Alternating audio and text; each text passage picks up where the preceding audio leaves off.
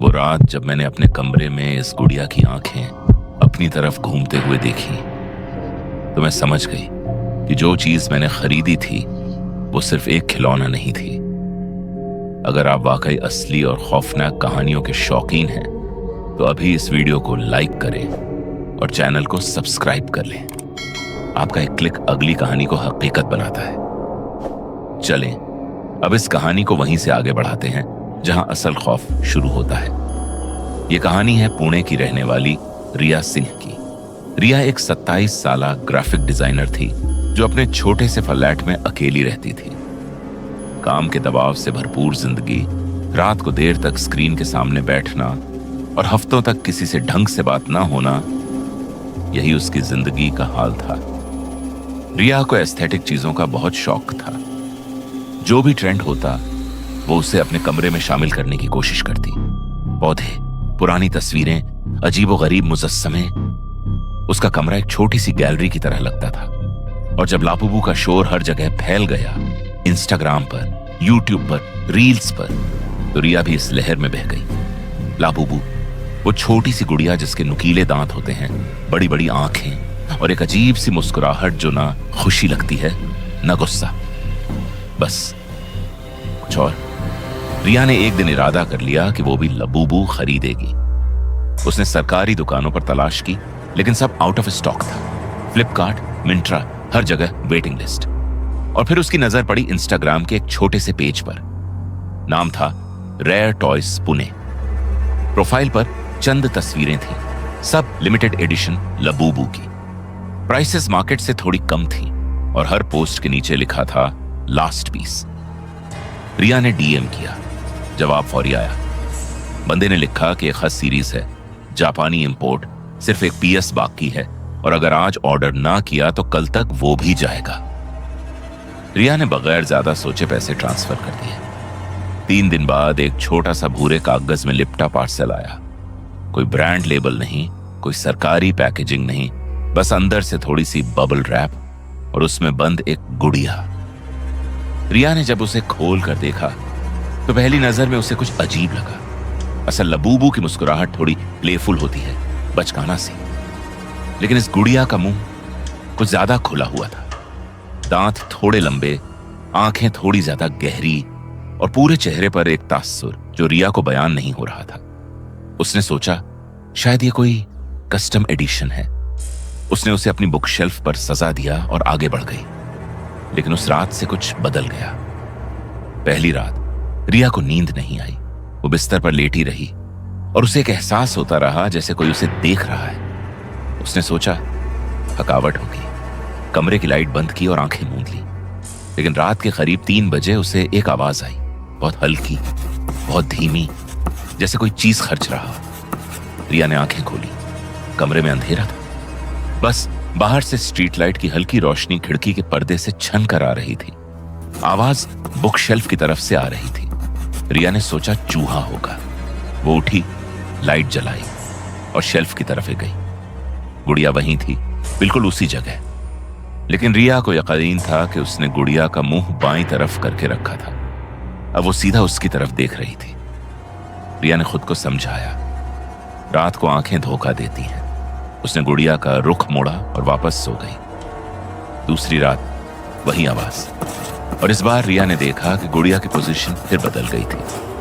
उसने अपने फोन से एक तस्वीर खींची और गुड़िया को वैसे ही रख दिया जैसी थी। अगले दिन सुबह उसने तस्वीर से मवाजना किया। गुड़िया का सर थोड़ा आगे को झुका हुआ था। रिया के हाथ कांप गए। उसने अपनी दोस्त नेहा को फोन किया और सब बताया। नेहा ने हंसते हुए कहा, नेहा ने मजाका उड़ाते हुए कहा, रिया तुम थकी हुई हो। इन गुड़ियों का यही काम है कि लोग इनके बारे में ऐसी बातें करें। ये सिर्फ एक ट्रेंड है। रिया को नेहा की बात से थोड़ा सुकून मिला, लेकिन उसने गुड़िया को शेल्फ से उतारकर अलमारी में बंद कर दिया। तीसरी रात रिया को ख्वाब आया। वो एक तंग गली में खड़ी थी। अंधेरा था, आगे कुछ नहीं, पीछे कुछ नहीं, और कहीं से वही आवाज आ रही थी, वही खरचने की आवाज। उसने नीचे देखा तो उसके पांव के बिल्कुल सामने वो गुड़िया बैठी थी और इस बार गुड़िया की आंखें हरकत कर रही थी। रिया घबराकर उठ गई। सुबह के 5 बजे थे। वो उठी और सीधी अलमारी की तरफ गई। अलमारी खुली हुई थी और गुड़िया अंदर नहीं थी। रिया का दिल डूब गया। उसने पूरे कमरे में तलाश की, बिस्तर के नीचे, सोफा के पीछे, बाथरूम में, कहीं नहीं। और फिर उसकी नजर गई खिड़की की तरफ। गुड़िया बाहर की तरफ देखते हुए खिड़की के किनारे पर बैठी थी। रिया की सांस रुक गई। वो तीसरी मंजिल पर रहती थी। इस गुड़िया को वहां कौन ले गया? रिया ने गुड़िया को वहां से उठाया और उसे एक प्लास्टिक बैग में बंद कर दिया। उसने फैसला किया कि उसे कल सुबह ही बाहर फेंक देगी। लेकिन रात को जब वो वापस सोने गई, उसे लगा जैसे कमरे में सांस लेने में तकलीफों हो रही है, जैसे हवा भारी हो गई हो। उसने खिड़की खोली। बाहर गहरा अंधेरा था, लेकिन कुछ महसूस हुआ, किसी के देखने का एहसास। उसने नीचे देखा। सड़क पर कोई नहीं था, लेकिन सड़क के किनारे स्ट्रीट लाइट के नीचे एक साया था, छोटा, बहुत छोटा, और वो ऊपर रिया की तरफ देख रहा था। रिया ने फौरी खिड़की बंद की और पर्दे खींच लिए। अगली सुबह उसने वो बैग उठाया और सीधे घर से नीचे आ गई। उसने बैग सोसाइटी के डस्टबिन में फेंका और वापस ऊपर चली गई। थोड़ी देर बाद उसका फोन बजा। एक अनजान नंबर से मैसेज आया, आपने जो फेंका है वो आपके पास वापस आ जाएगा। रिया के हाथ से फोन गिर गया। उसने नंबर पर कॉल की, नहीं लगी। दोबारा की, बंद। उसने मैसेज का स्क्रीनशॉट लिया और नेहा को भेजा। नेहा ने घबराहट छुपाते हुए कहा, रिया, ये कोई प्रैंक हो सकता है, लेकिन मैं आज शाम आती हूं तुम्हारे पास। शाम को नेहा आई। दोनों ने मिलकर गुड़िया के बारे में इंटरनेट पर तलाश शुरू की। कुछ देर बाद रिया को एक रेडिट थ्रेड मिली।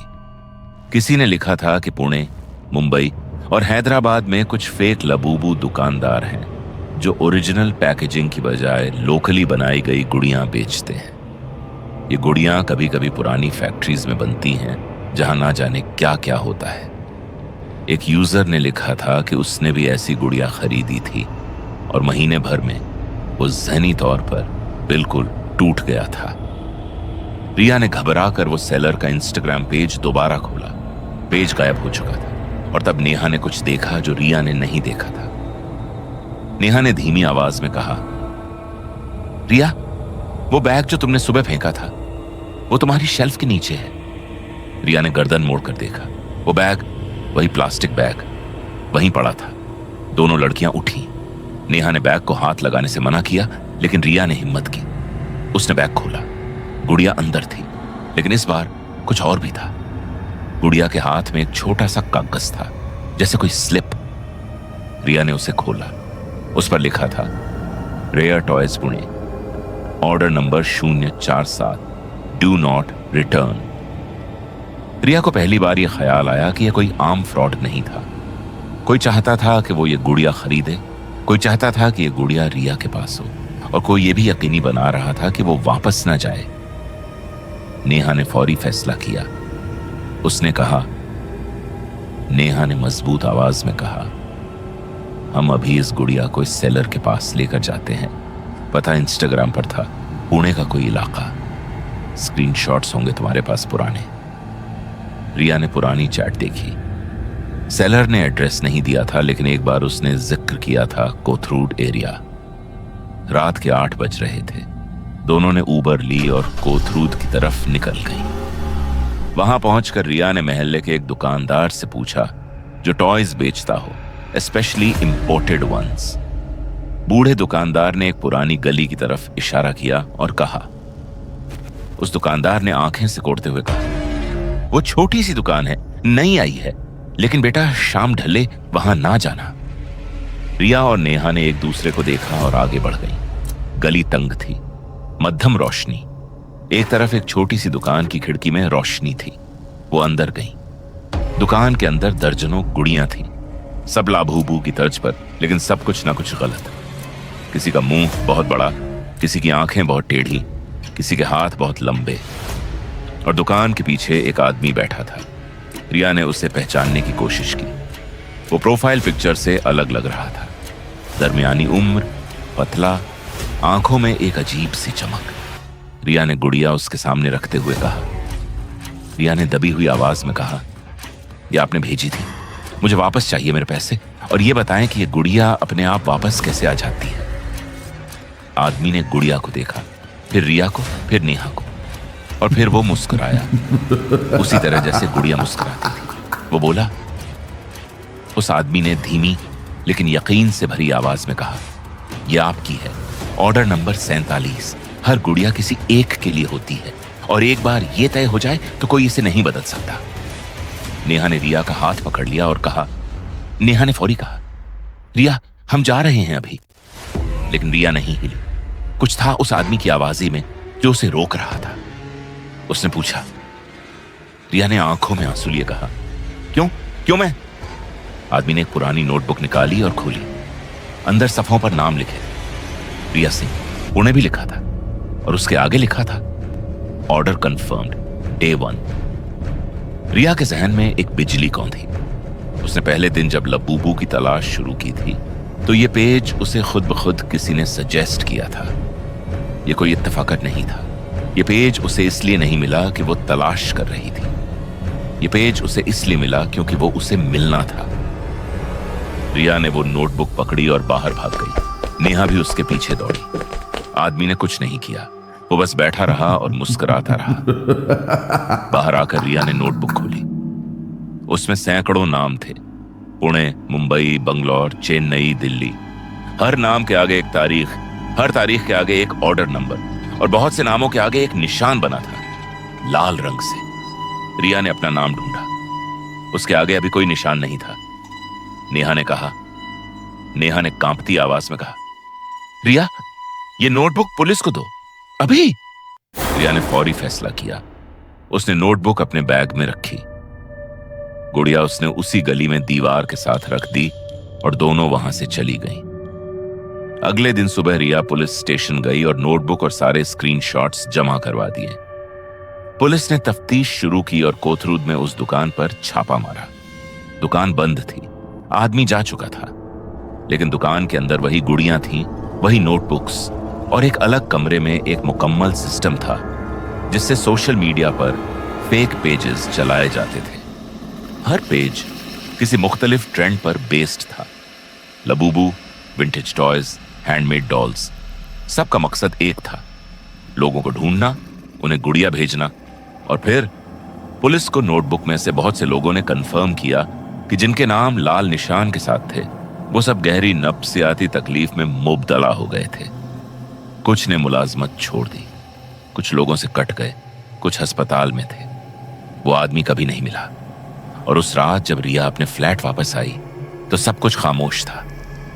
कमरा खाली था, शेल्फ खाली थी, लेकिन जब वो सोने गई तो उसे वही ख्वाब आया, वही तंग गली, वही अंधेरा।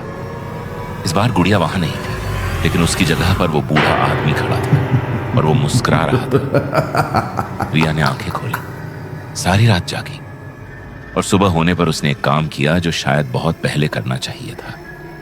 उसने अपने फोन से हर वो ट्रेंड अनफॉलो कर दिया जो उसे कभी किसी ने खुद सजेस्ट किया था। क्योंकि कभी कभी कोई चीज आपको नहीं मिलती, कोई चीज आपको ढूंढती है। अगर ये कहानी आपको आखिर तक बांधे रख सकी है तो अभी सब्सक्राइब करें, क्योंकि अगली वीडियो पहले से ज्यादा खौफनाक है। बेल आइकन दबाना मत भूलें। अगली बार तक महफूज रहें और याद रखें, जो गुड़िया खुद आपके पास वापस आ जाए उसे फेंकना काफी नहीं होता।